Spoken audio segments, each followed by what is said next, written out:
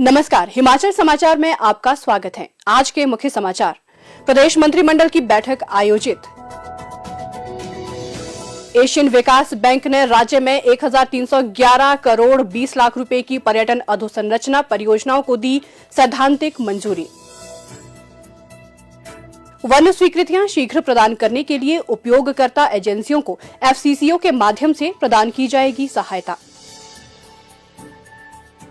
आस्था का प्रतीक ऊना जिला का बाबा बड़भाग सिंह मेडी मेला शुरू।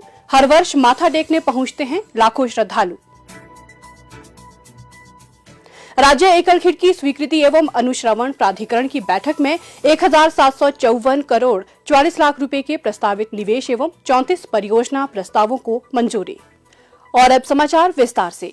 मुख्यमंत्री ठाकुर सुखविंदर सिंह सुक्खू की अध्यक्षता में आज शिमला में हिमाचल प्रदेश मंत्रिमंडल की बैठक आयोजित की गई। बैठक में हिमाचल प्रदेश लोक सेवा आयोग शिमला को हिमाचल प्रदेश विश्वविद्यालय बोर्ड या अन्य निर्दिष्ट परीक्षाओं में कदाचार की रोकथाम अधिनियम 1984 के तहत लाने का निर्णय लिया गया, ताकि किसी भी प्रकार के कदाचार पर रोक तथा उम्मीदवारों के चयन में निष्पक्षता एवं पारदर्शिता सुनिश्चित की जा सके।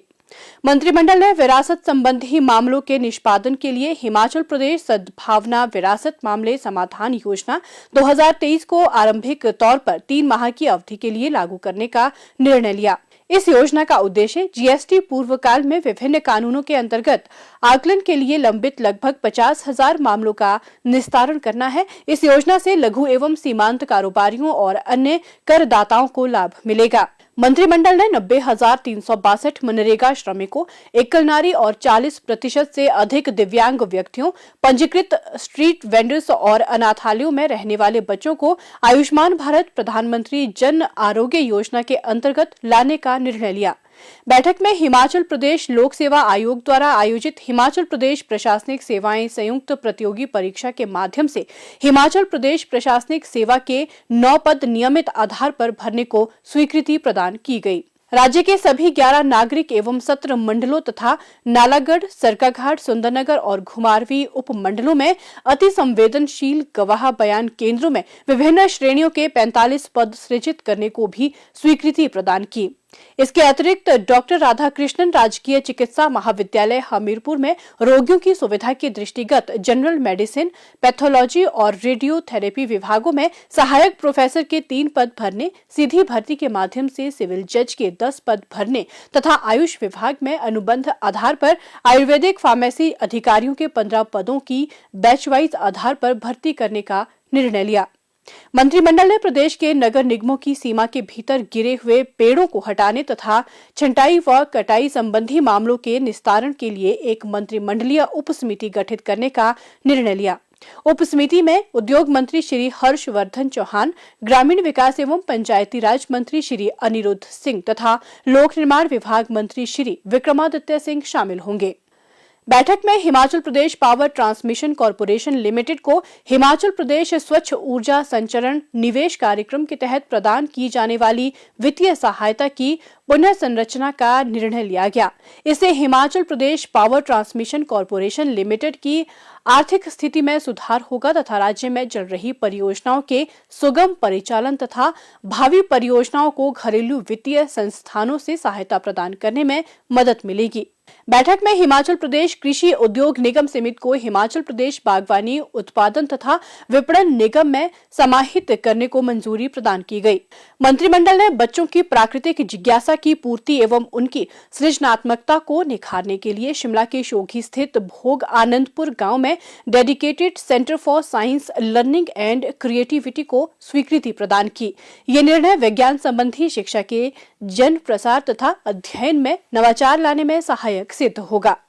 बैठक में पर्यावरण विज्ञान एवं प्रौद्योगिकी विभाग का नाम बदलकर पर्यावरण प्रौद्योगिकी तथा जलवायु परिवर्तन विभाग रखने की स्वीकृति प्रदान की गई। मंत्रिमंडल ने जिला कांगड़ा में श्री चामुंडा नंदीकेश्वर धाम विशेष क्षेत्र के लिए प्रारूप विकास योजना को स्वीकृति प्रदान करने का निर्णय लिया।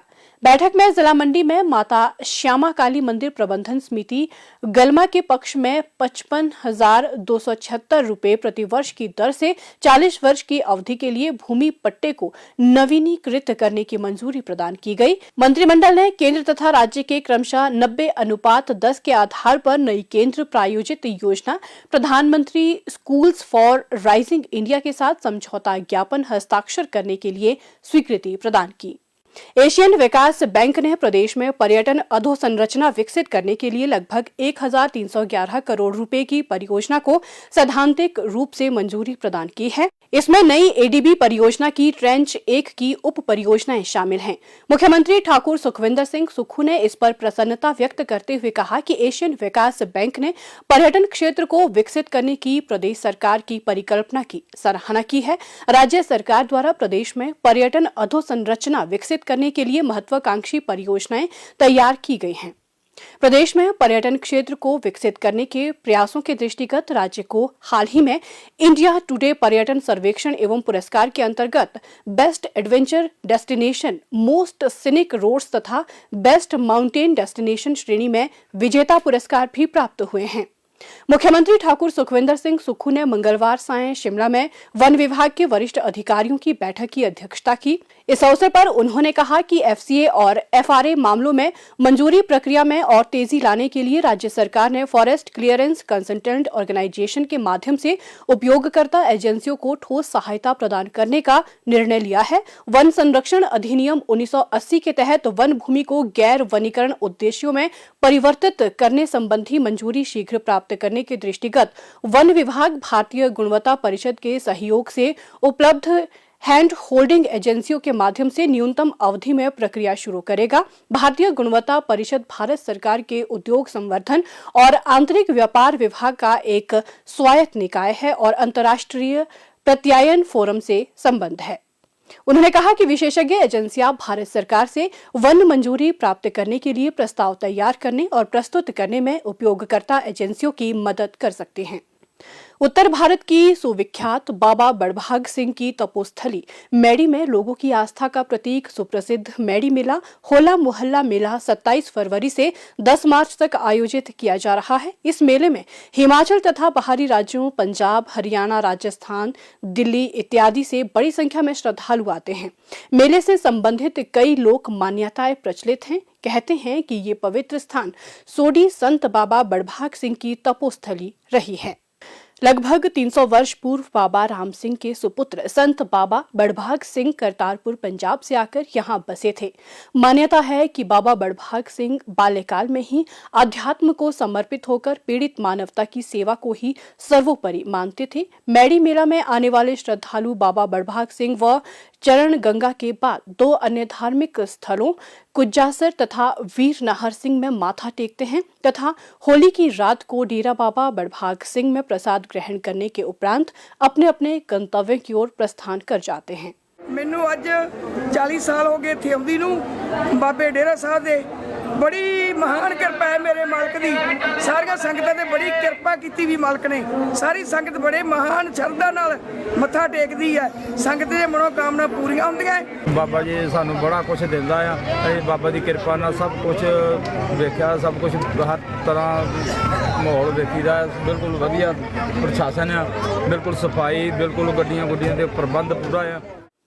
मुख्यमंत्री ठाकुर सुखविंदर सिंह सुक्खू ने मंगलवार देर सायं शिमला में राज्य एकल खिड़की स्वीकृति एवं अनुश्रवण प्राधिकरण की 26वीं बैठक की अध्यक्षता की। प्राधिकरण ने प्रदेश में नए उद्योग स्थापित करने और मौजूदा इकाइयों के विस्तार संबंधी 34 परियोजना प्रस्तावों को स्वीकृति प्रदान की। इनमें लगभग 1,755 करोड़ रुपए का निवेश प्रस्तावित है और 3,635 व्यक्तियों को रोजगार के अवसर उपलब्ध होंगे।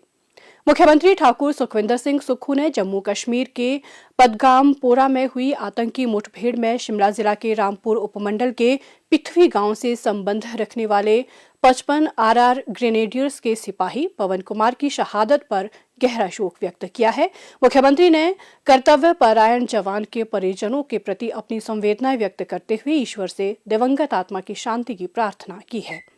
उन्होंने कहा कि पवन कुमार की शहादत को सदैव याद रखा जाएगा।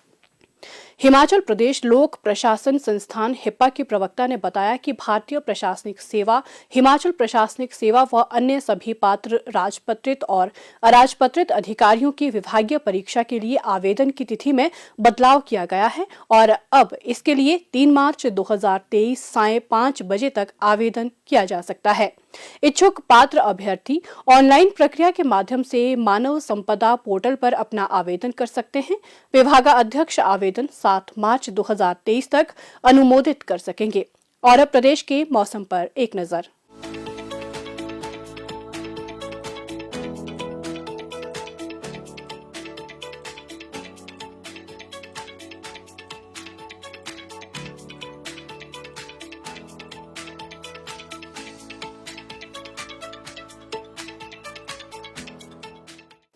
हिमाचल समाचार देखने के लिए सब्सक्राइब करें YouTube channel information and public relations department HP, follow करें ट्विटर @DPRHP, लाइक करें Facebook page information and public relations department Himachal Pradesh, visit करें वेबसाइट www.himachalpr.gov.in।